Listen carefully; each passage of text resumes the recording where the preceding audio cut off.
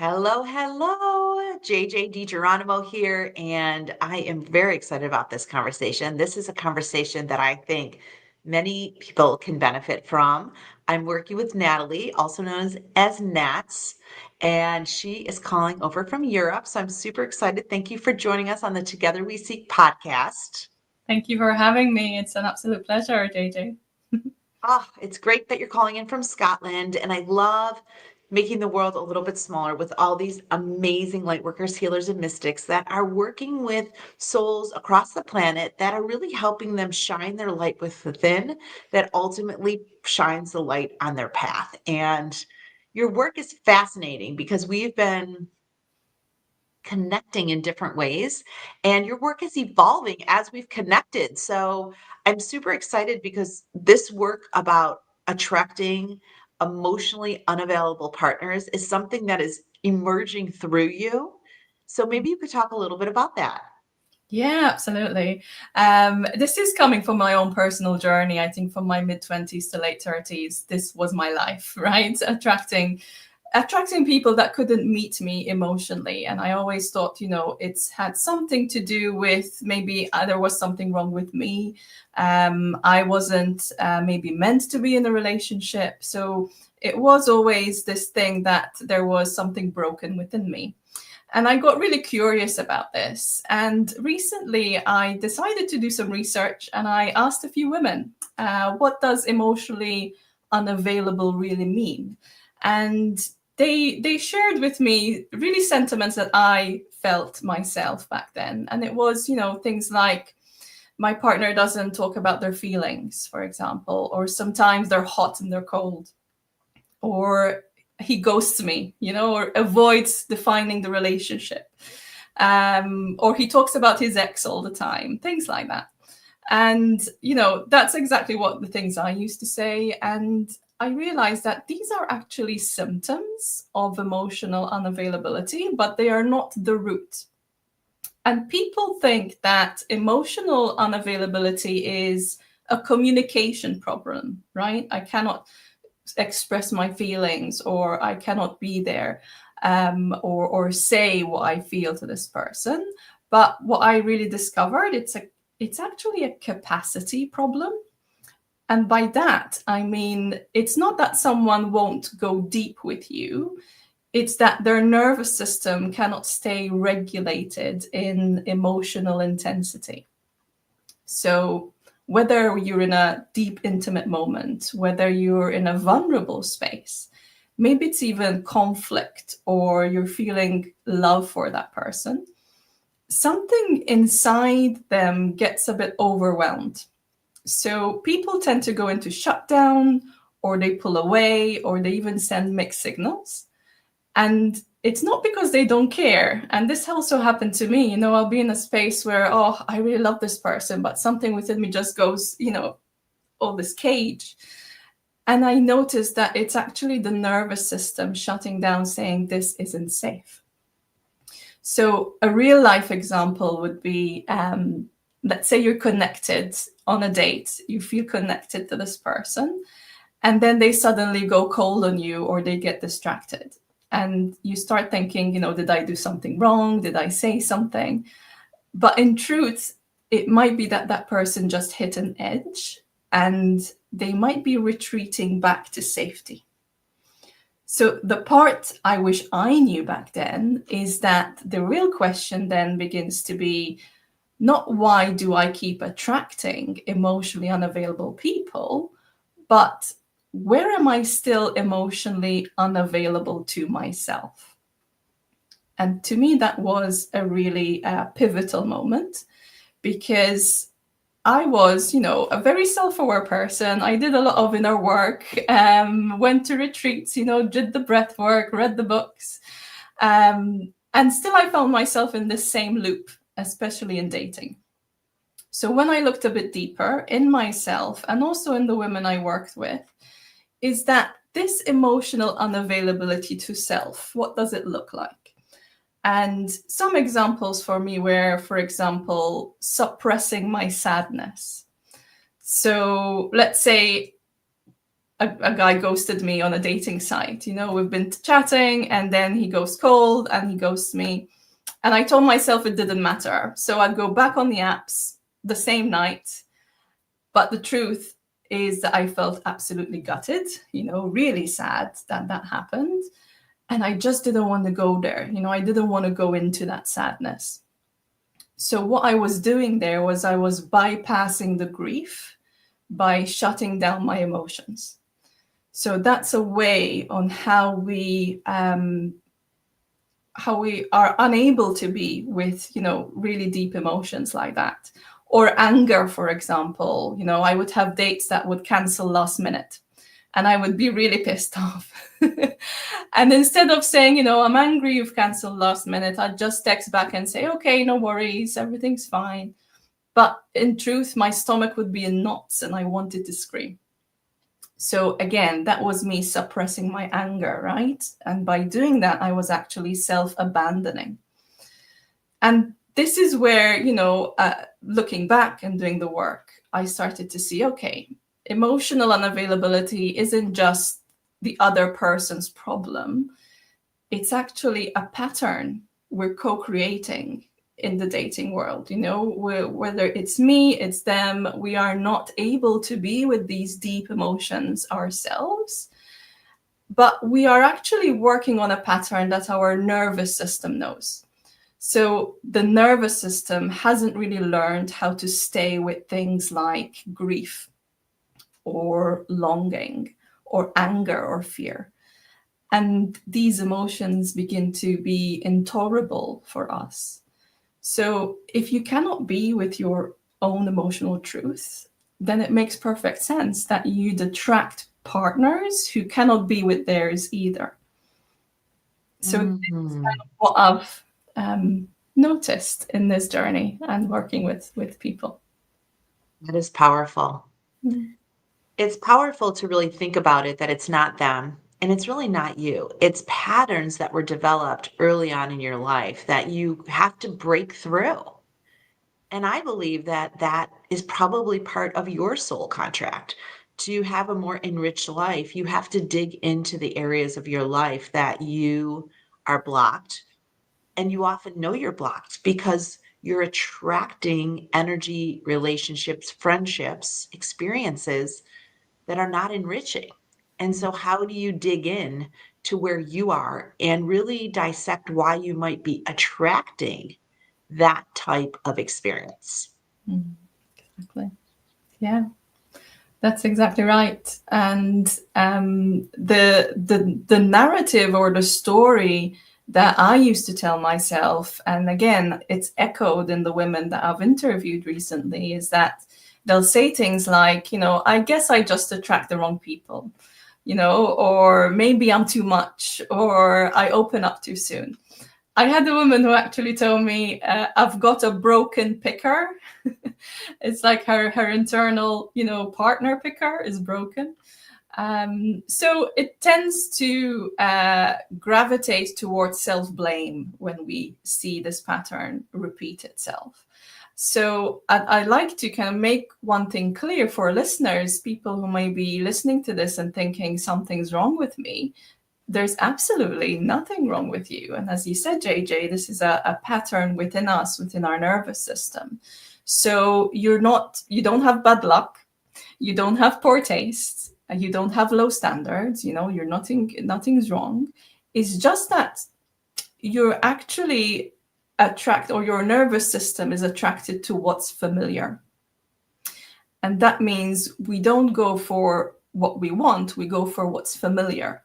And this is kind of the next point I'd like to expand on, if you let me. I think that would be so helpful because I feel like a lot of people may recognize that they have a pattern, but what to do? Like, some people say to go to therapists, some people say to start, doing yoga or breath work, but I feel like you have to really find the point, the pencil point of where it started and how it expanded out, because otherwise you're kind of surface healing.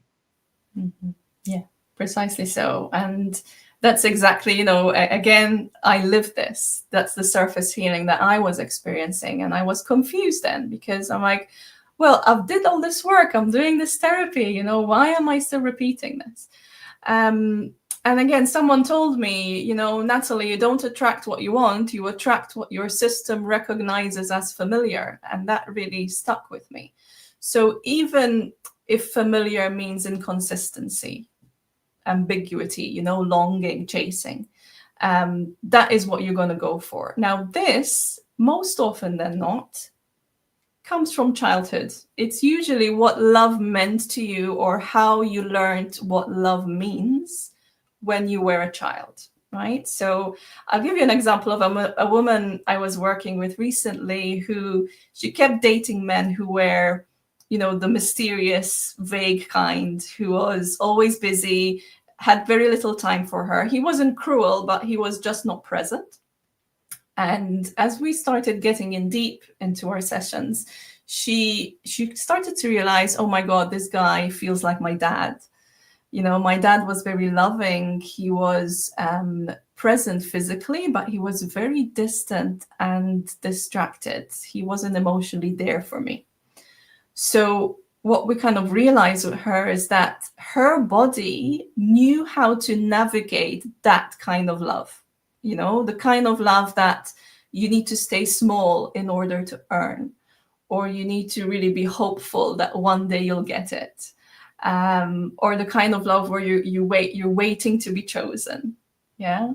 And that, to your nervous system, not to your cognitive mind, because your cognitive mind will say, hey, hold on, this is not right. But your nervous system, your body, this longing, this waiting, this chasing feels like home. And not because it's healthy, but because it's familiar again. So these women think that they're choosing unavailable men, but often it's the nervous system that's choosing. And again, it's choosing based on what's familiar, not what feels good. Well, that makes a lot of sense. And I feel like our generation, our parents weren't as available as maybe this generation presents itself. So, what strategies do people use, when they work with you? Because those are deep, I don't even know if they're necessarily wounds, but they're learnings. And so, how do they unwind those learnings? Yeah, so that's a very good question. So it is about really changing your relationship to the methods that you've perhaps used. So things that I've used, for example, would be affirmations, journaling, thinking positive, saying, there's not I'm going to meet my soulmate one day. I'm going to attract a high quality man, and then all these things. And don't get me wrong, mindset is really important. And, it's something that we all need to engage with. But it's actually about feeling differently in your body. So I'll give you some examples of that. One would be being with discomfort instead of running from it. So let's say you feel rejected after a date, and instead of jumping straight on the apps, you sit with that ache, right? You sit with that rejection, and with compassion and love, though. So my method is, I put a hand on my chest, I breathe, and I say, it's okay to feel like this. I'm not leaving myself. Really reassuring me, that little child in me, that I'm not leaving, that I will be here, that it's okay. And to really validate that feeling of grief, because rejection is a big wound, right? So being with that in that way is definitely one big way you can be kind to yourself in that way. Another way is to really feel your no and honor it, right? So if you're texting someone and something feels off, maybe in the past, this was what I would have said is, oh, I'll keep texting this guy. Maybe things will change. It will get better. But now instead I pause and I notice what my body is telling me. So with somatic work, I've learned to listen to the subtle sensations, like the tightening in the belly, yeah, the tightening in the chest, that kind of feeling that something's not right. And I pay attention to that. And therefore, I just stop. I pause. I say, this doesn't feel right. I'm going to honor it. I'm going to say no. And not out of fear, but out of self-trust. So again, that's another way to say, I am honoring myself by saying no. And another way is to, this might be another aspect of it, is actually letting love in. And this is another way that surprised me at first, because I'm like, of course I want love. That's why I'm in the dating world. You know, I want to find love. I want to be in love. Actually, can you actually be in love?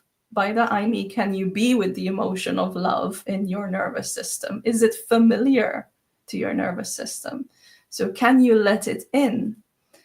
I used to remember when someone treated me well, you know, they would take me out to dinner, they would be consistent, they would, you know, speak to me really respectfully. I would feel like, I don't know, I had this urge to push them away for some reason, because I didn't get that. You know, my father was very emotionally unavailable to me. So when a guy would treat me in that way, I felt that wasn't familiar. So I pushed that away. And this is something that women actually find, oh, yes, that is something that I've noticed in myself as well. So can you say, okay, this feels new, I'm willing to stay open to it? So how long does this take, would you say? I know it varies per person, but it's essentially relearn, it's teaching your nervous system different energies, different frequencies. So like how how long would it take somebody to really shift a frequency such as that? Again, it changes person to person. It also depends what kind of experiences that person has. I usually give a minimum of 6 months for something like that, to, because it's deep rooted, right? It needs at least that 6 month period to start to rewrite the whole program, let's say.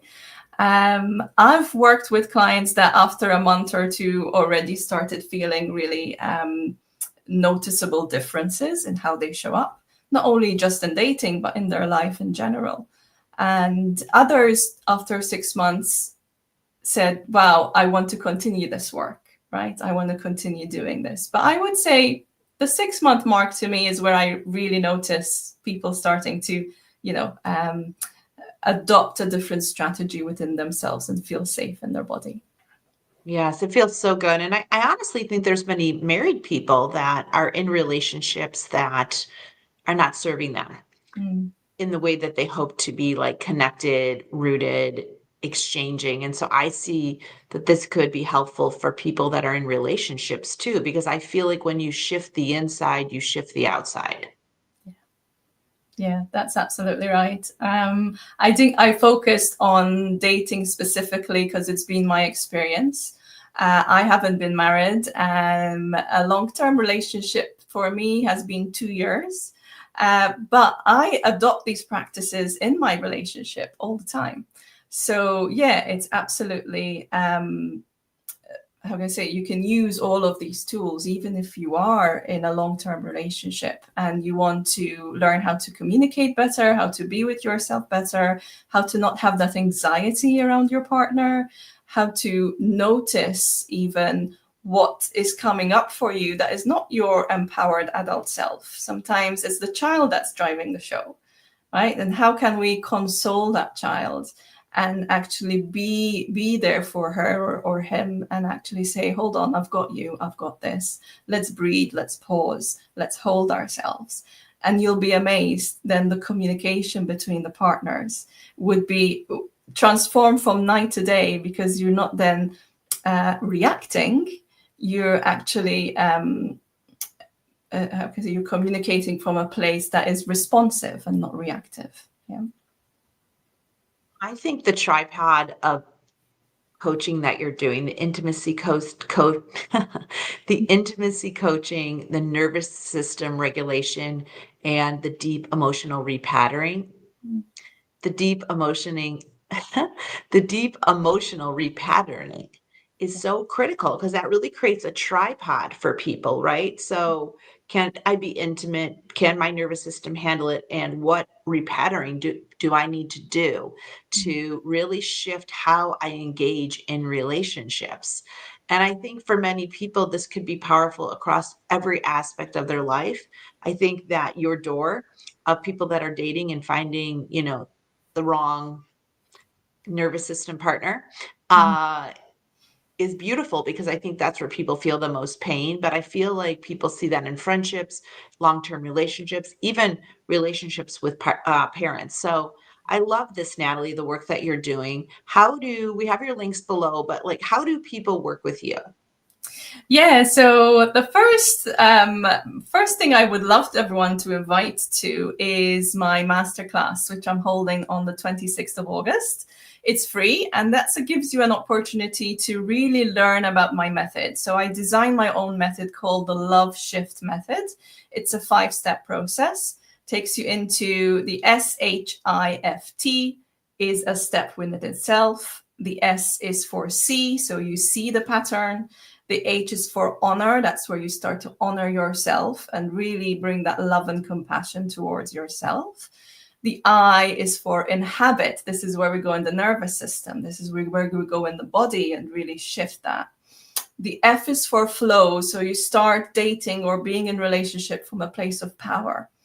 And then T is thrive. This will become your new normal. This is integration. So this is a method that I created. It's a method that I kind of went through unconsciously in my own journey and brought it through. And in this masterclass, I'll be delving deep into how this method works, the real reasons you're attracting partners that might not be emotionally available to you. And you'll walk away with, a deeper understanding of your patterns, knowing that they're not your fault, a nervous system based approach to emotional availability, and tools you can start applying immediately in your dating life. So that's the masterclass that you can find the link to at the bottom on the 26th of August. There's a recording as well, so it'll be recorded for anyone who cannot see live. You could also book a free, what I call a love blueprint clarity call with me. This is a one-to-one, so I'll focus right on you. And it's not a coaching session. It's really a discovery into a spacious conversation to understand your attachment style, to understand your nervous system patterns and how they're shaping your love life. So it's really identifying the exact emotional loop that's keeping you stuck.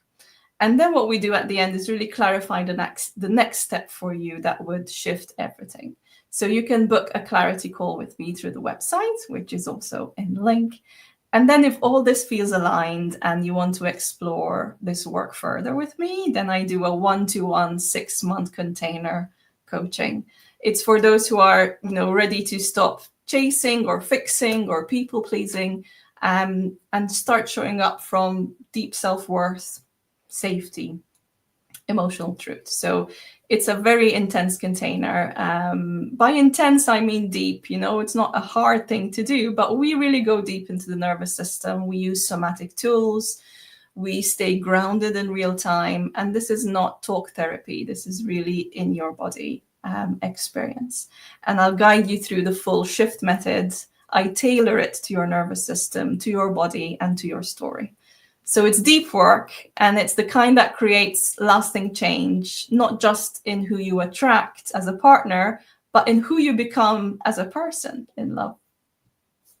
It feels so good. It just gives me a glimpse of working with you and the energy you're sharing, and honestly, the breakthrough you're offering people that work with you. Because I feel like a lot of people have gone to therapists or have read the books, have done the breath work, but nervous system is tricky. And having somebody that's gone through it that has a noticeable shift, which you have, and then has created it for others, I'm sure we have similar human design numbers, is pretty spectacular. And I've included underneath this video in the comments, I've added it very easily, the masterclass, so that you can just click on and join. It's so gracious of you to do it for free. And I think people can really get a glimpse of what is possible, especially if they have already noticed patterns that they haven't been able to break themselves. So, Natalie, I so appreciate you joining us, sharing your work, sharing your personal evolution of how this has emerged through you.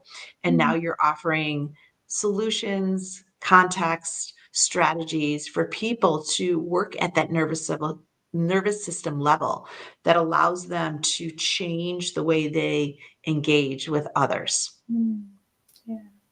Thank you so much, JJ, for just giving me the opportunity to share my passion and share this work. I am really, really excited and just honored that I'm able to do this work, that I am stepping into this. So thank you so much.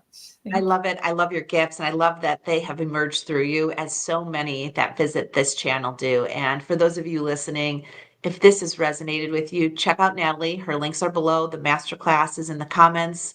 Join. Really start to engage in ways that you can shift your nervous system, because honestly, that is such a key component to shifting the experience you're having as a human here right now. So with that, I want to wish all of you a wonderful week, and I look forward to seeing you again here soon.